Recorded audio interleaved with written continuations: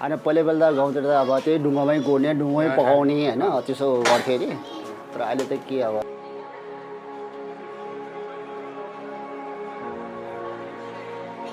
बनाउनु गाह्रो छ नि अब अरू खानुभन्दा त धेरै गाह्रो छ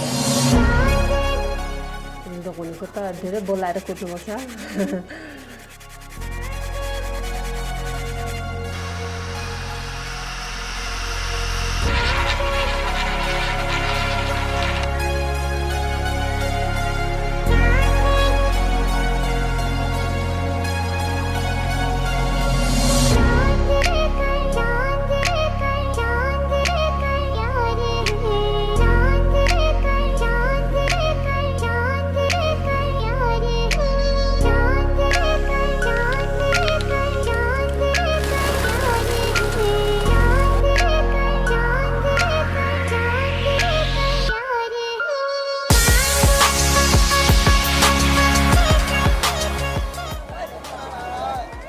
If someone has to taste a real food, authentic food,